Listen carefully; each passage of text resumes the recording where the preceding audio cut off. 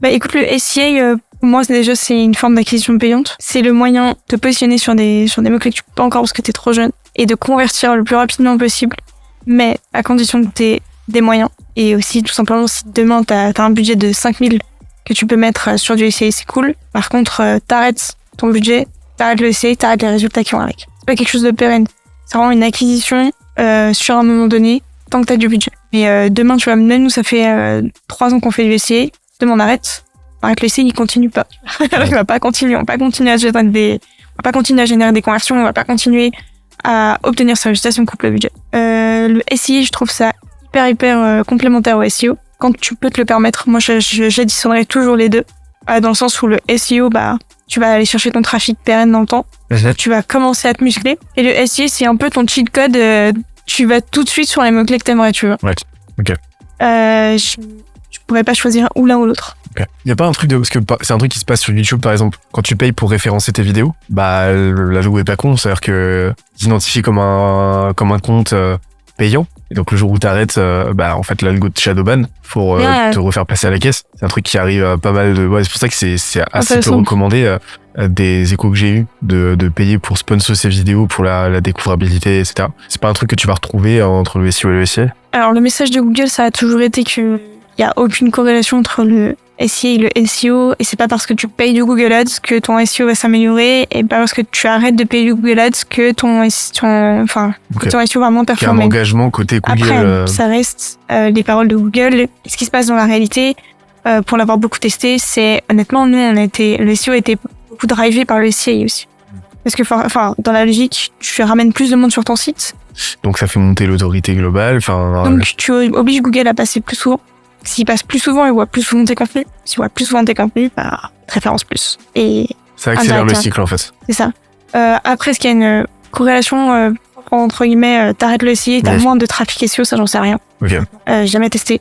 Je sais pas s'il y a des gens qui ont déjà testé ça ou si tu peux l'expliquer aussi clairement. Ouais. Et effectivement, j'avais pas pensé à ce truc de shadowban, ça doit être sur YouTube beaucoup du coup.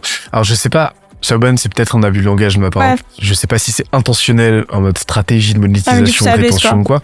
C'est juste que forcément tu vas driver masse de trafic froid sur du contenu. Donc les gens vont cliquer parce que tu vas spam.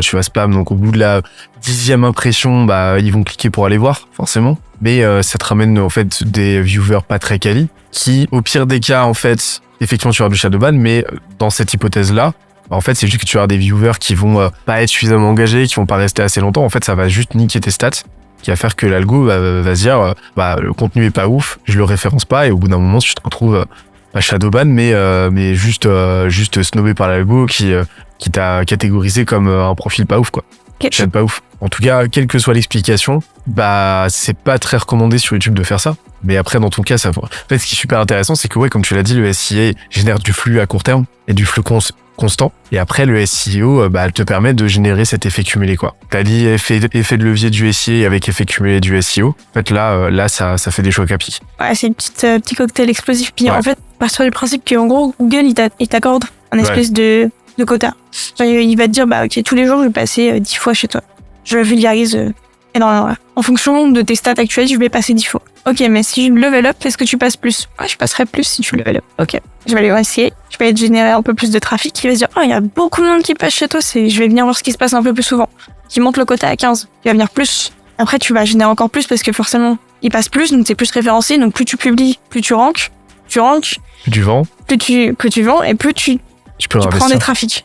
Plus tu prends des visiteurs, plus tu prends du trafic SEO, etc. En gros, t'augmentes ton trafic SEO, t'augmentes ton trafic SEA. Ton trafic SEA, il drive ton trafic SEO. Donc Google, il se dit, ok, je vais un peu plus. Et en gros, c'est un petit cercle vertueux, quoi. C'est lourd. Comment tu gères tes budgets entre SEA et SEO? Que le SEO, c'est gratuit, c'est bien connu? Ouais, c'est super gratuit, ça coûte pas cher du tout. Pour moi, c'est deux gestions. En fait, c'est deux canaux totalement différents. Okay. Et T'as pas des ratios? Non. Non, en gros, le SEA, ça va être des campagnes, donc qui est assez. Enfin, le SEA, c'est très, très facile pour moi à calculer, dans le sens où je vais investir 1 euro, ça va me rapporter combien? Si j'investis 1 et que ça me rapporte 2, ok, parfait. Tu drives au ROAS, quoi. Ouais, clairement. Okay. Par contre, sur le SEO, tu peux pas traquer 100% des résultats SEO. Tu peux essayer d'en traquer un maximum, genre nous on essaye de traquer chiffre d'affaires par article, etc. Mais on peut pas capter précisément le chemin de quelqu'un ou combien ça nous rapporte. Tu vois, tu peux jamais traquer ton trafic SEO à 100%, tu sais pas à quel point t'as de l'ampleur. Et à quel point ça te ramène des gens. Donc tu peux essayer de capter au max, genre, ok, si la personne elle a payé, son dernier point de touche, c'était cet article, on attribue le chiffre d'affaires à cet article-là, ok. Mais ça reste approximatif. Pas traquer autant. Donc, tu peux pas calculer un budget SEO aussi précisément qu'un budget SEA. Donc, sur le SEA, tu peux savoir combien ça te rapporte. Nous, les SEO, on essaye de pousser la monétisation du blog. Là, c'est un peu ce sur quoi on est passé. Entre guillemets, on a trouvé notre strat, ensuite on l'a structuré. Ensuite, on a pris cette strat, on l'a rendue scalable. Donc, on l'a développé dans plusieurs langues. Là, aujourd'hui, on a 300 000 visiteurs SEO par mois. On a lancé la strat SEO dans à peu près 8 pays. De cool. Là, maintenant, notre objectif, c'est, ok, on a 300 000 visiteurs qui viennent tous les mois, comment on les fait payer? Et là, on passe sur des stratégies de monétisation. Et c'est comme ça qu'on va se dire, ok, le SEO, il rapporte tant et il est rentable par rapport au salaire que tu as dans ton équipe, moyen que ça te coûte, outils, budget de liens que tu dépenses, enfin, en gros, il faire un peu, et tu peux pas avoir 100% des résultats traqués via le SEO. Ce serait quoi, là, ta masterclass, là, en 10 minutes sur le SEA? Sur le SEA? Là, j'ai jamais fait de campagne de ma vie. Alors, j'ai une petite anecdote. C'est qu'en gros, honnêtement, sur Google Ads, tu peux pas utiliser un nom de marque dans ton annonce. Par exemple, si nous, on veut mettre prospection, logiciel de prospection LinkedIn, on peut pas. Parce que LinkedIn, c'est une marque, donc tu peux pas l'utiliser. Sauf que moi, j'avais envie de me dire, attends, petit filou. Comment je peux... Tu vois, on pouvait pas faire une annonce sans le mot LinkedIn, c'est super dur, tu vois, de target précisément. Maintenant, on fait des trucs un peu détournés, mais tu vois, il y aura pas d'annonce plus pertinente que si tu mets logiciel de prospection LinkedIn, tu vois. Tu mets logiciel de prospection, ça reste vague. Et ok, comment je peux utiliser le mot LinkedIn alors que je peux pas l'utiliser? En fait, c'est con, juste pendant 3 ans, ça a marché. J'ai remplacé le I de LinkedIn par un L minuscule. Et du coup, c'était pas LinkedIn, mais visuellement, c'était LinkedIn, tu vois. Parce qu'en gros, c'est à peu près, ça se lit de la même manière. Et l'algo détectait pas qu'en gros, ça faisait le mot LinkedIn. Pendant 3 ans, j'ai fait mes campagnes SEA avec le mot LinkedIn avec un L au lieu d'un I. Je savais qu'il y avait une entourloupe comme ça, qu'il y avait un changement de caractère, où il y a un espace. Un changement de caractère. Et ça a marché pendant 3 ans, et du coup, nos campagnes, elles étaient pépites, parce que tous les concurrents, ils pouvaient pas utiliser le mot LinkedIn. Tu comprenaient pas comment on faisait. Du coup, nos annonces, elles étaient plus pertinentes parce qu'elles étaient plus ciblées. Et on générait un max de clics, un max de conversions. Bon, ça fait pas longtemps, là, ils m'ont dit, écoute, petit filou, tu nous as entubés pendant 3 ans. Maintenant, on a compris ton petit arnaque, donc on peut plus l'utiliser, mais c'est une belle masterclass. Bah, faut en trouver un autre, quoi. J'ai trouvé. Je pense qu'on est un peu target là. C'est son petit compte de petits filous. Genre... Eux, c'est des petits filous tubes. Ouais, genre, ouais. Go merci. Ouais, genre, eux, vraiment, ils se disent, on vous regarde de près. Je suis là, ok. Ah, c'est bon ça. Je me calme. Et donc, en fait, c'est ce qui t'a permis. En fait, on avait des annonces plus pertinentes que les concurrents parce qu'ils pouvaient pas utiliser le mot LinkedIn alors que nous, oui. Excellent. Donc, il y a une dimension créative. Ouais, il faut être très créatif en SEA parce que déjà, t'as l'annonce en haut quand les gens ils tapent un truc. Et souvent, si t'es pas pertinent, c'est chiant, tu vois. Je sais pas, tu tapes Canva et là, tu tombes sur genre une vidéo de YouTube annonce en mode comment utiliser Canva alors que tu voulais juste arriver sur Canva. C'est chiant si tu cliques sur le premier lien, tu vois. Tu voulais pas aller sur YouTube, tu voulais sur Canva. C'est super chiant. Donc, il faut être hyper pertinent, il faut être créatif, il faut attirer l'œil puisque les gens ont l'habitude de voir les annonces. Du coup, souvent, ils descendent direct au résultat. Il y a des extensions aussi qui te permettent de pas afficher en gros les résultats de SEA. Donc, faut avoir de la gueule, faut avoir un peu de créa. Faut aussi pas hésiter à partir sur pas que des annonces textuelles, pas que du texte, mais aussi faire des annonces vidéo ou des annonces images, créer des visuels. Il est diffusé à plusieurs encarts sur les pages Google, je crois, entre guillemets. Beaucoup de créativité, il faut beaucoup de réactivité. En fait, SEA qui tourne bien, c'est un compte SEA qui est suivi quotidiennement par quelqu'un. Est-ce que ce mot-clé dépense trop? Est-ce que les clics qui sont dessus sont pertinents? Est-ce que ça fait de la conversion ou pas? Est-ce que mes annonces, elles sont toujours au top? Parce que t'as un note de 0 à 100. Tu vois, est-ce que ton annonce, elle est pertinente ou pas? Un peu revue par l'algo Google, entre guillemets. Il faut toujours être au top. Ok, le performance, je change des mots. Ok, je fais de la B-test. Ok, je change ça. Ok. Ça sera un compte. C'est quoi les grands tenants de bonne pratique SEO, genre SEA? Bonne pratique SEA. Ouais, genre les grands principes indispensables. Dépend de la plateforme. Google, ça dépend de la plateforme. C'était sur Google Ads, YouTube Ads, Instagram Ads, Facebook Ads. Tu vas avoir des règles différentes. Les premiers principes, genre vraiment que tu vas retrouver à chaque fois. Les premiers principes, c'est bien choisir tes mots-clés. Toujours. Okay. C'est-à-dire que ça nous est déjà arrivé de dépenser 45 € sur un clic parce qu'on n'avait pas vu que ça dépensait autant. Et franchement, si t'as pas un gros budget, chier. 45 € le clic, c'est... Ensuite, il faut avoir des annonces qui sont très pertinentes, très créatives. Pas le classique, ouais, on vend ça à cliquer ici, tu vois. Genre, respecter aussi ton copywriting et ça fait partie de ta toile d'araignée. Donc, il faut que ton branding, il soit aussi fort aussi ici. Si on retrouve pas ton copywriting, on retrouve pas ta marque dans tes annonces, les gens vont pas cliquer. Parce que ça fait partie de cette toile d'araignée. Ils vont passer tes annonces SEA, ils vont être un article de blog. Après, je sais pas, ils vont rendre tes posts LinkedIn et tu rentres dans leur tête. Et après, c'est de la régularité. En gros, du monitoring, quoi. Okay. Tu regardes tout le temps ce que ça perd pas. Ok. En fait, ton ciblage, mais le ciblage, c'est quoi? C'est tes mots-clés dans ce contexte-là. Tu dois identifier des mots-clés intentionnistes qui vont te permettre de rattacher à ta proposition de valeur, ainsi de suite. Après, ouais, ta créa, donc c'est-à-dire quelque chose qui dénote, qui te permet de différencier de ce que les autres font, et qui te permettent de donner envie, en fait, de créer un information gap. De ce que je comprends, c'est ouais, je suis utilisateur, j'ai compris qu'il y avait une valeur potentielle, quelque chose à aller chercher, mais j'ai besoin d'en savoir plus, donc je clique, en fait. Cette idée-là. Et après, ouais, il y a un travail plutôt technique de monitoring, ouais, de surveillance, en fait. Ouais, c'est ça. En fait, t'es bon à essayer quand t'es chaud sur les optimisations. Ok. C'est quoi vraiment les axes d'optimisation les plus courants? Vraiment, enfin, que tu vas faire 80% du temps? 80% du temps, tu peux changer le texte. Ok, juste... Pour être sûr que tu parles avec les bons mots à la bonne personne. Ok. Souvent, c'est formulation de phrases et proposition de valeur. Ok. Par exemple, t'as axé à fond ton annonce sur le fait que ça va te faire gagner du temps, mais la personne s'en fout du temps. Ce qu'elle veut, c'est gagner de l'argent. T'es à côté de la plaque. Donc, elle va pas cliquer. C'est vraiment toujours de l'optimisation, d'être sûr dans le besoin, répondre aux besoins de la personne et parler comme il faut à ta cible. Ok. 90% du temps. Il y a une bonne pratique sur YouTube qui consiste à écrire 10 titres différents. Un peu la même. Tu peux faire pareil sur Google Ads en général quand tu fais une annonce. T'as 10 titres. Et c'est Google qui va choisir lequel il va afficher. Ok. Entre guillemets. En fait, toi, tu vas lui donner de la matière. Et lui, il va tester, il va faire le taf. Ouais. Mais c'est vrai que moi, je pense ce mot-là, hop là, nickel. Et des fois, c'est pour ça que des fois, il dit, ok, ton annonce, elle est moins bonne. Ouais. Elle était passée de très performante à moins performante, parce qu'il faut que tu lui donnes un peu plus de matière. Okay. Pour qu'il aille faire tourner l'algo.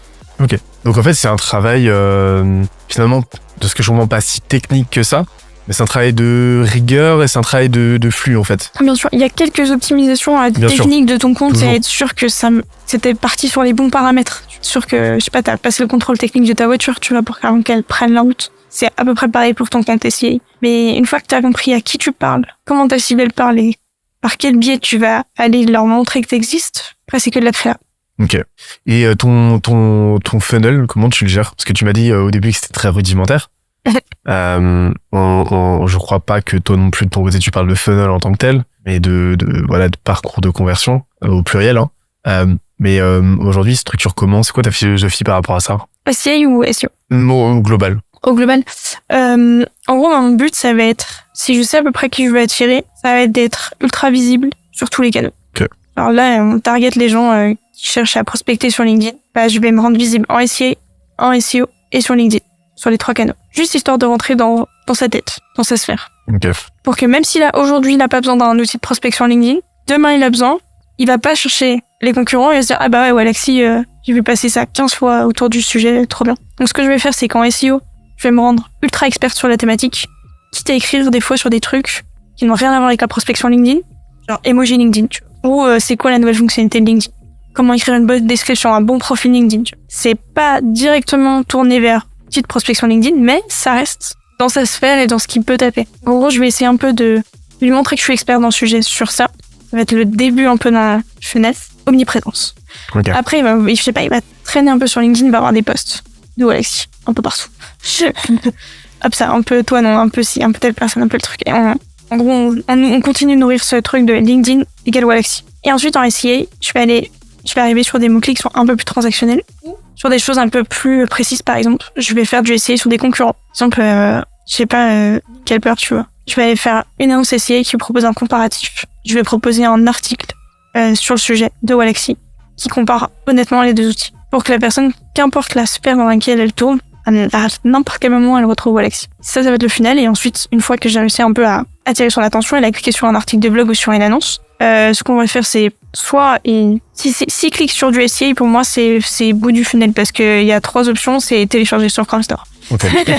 télécharger Chrome Store, télécharger Chrome Store, télécharger Chrome Store, c'est tout. D'accord. Par contre, s'il arrive sur un article de blog, là, on va proposer une autre, soit tout simplement, il y a des petits boutons assez random, télécharger Alexis, soit on lui propose de télécharger un PDF gratuit sur, par exemple, les 10 meilleures techniques de prospection en LinkedIn. Soit qu'on va récupérer son mail. Ensuite, on va lui envoyer une petite série de 7 à 10 mails transactionnels autour de la prospection. Pas forcément autour tourné de vas-y, paye Alexis, tu vois. Juste, on va se positionner comme son copilote de prospection. Donc, on va lui apprendre les bonnes pratiques, qu'est-ce qu'il faut qu'il fasse, etc. Et à la fin, on lui propose du « si tu veux tester Galaxy, voilà un petit code promo, tu vois, histoire de pousser un peu la conversion. » On essaye, en fait, de l'attraper un peu partout et d'affiner et de se positionner comme son copilote. Donc, vraiment, ce travail de visibilité, de relation, de création de la relation, en fait, à travers ce que vous aviez théorisé comme la stratégie toile d'araignée. En fait, l'objectif, c'est d'être omniprésent et de créer cette connexion, encore une fois, neuronale, quoi.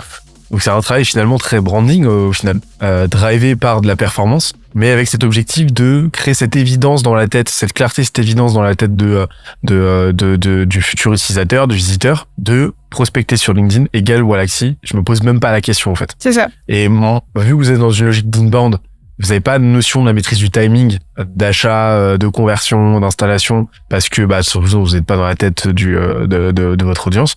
Mais en gros, votre objectif, donc, c'est de créer cette connexion qui va s'étendre dans le temps et de les nourrir en étant le plus présent, en vous montrant le plus possible. En fait, le but, c'est d'être positionné comme l'expert dans cette thématique-là. Et même si aujourd'hui, t'en as pas besoin, le jour où il veut aller sur ça, il sait que c'est nous. Créer cette évidence, quoi. Créer l'évidence.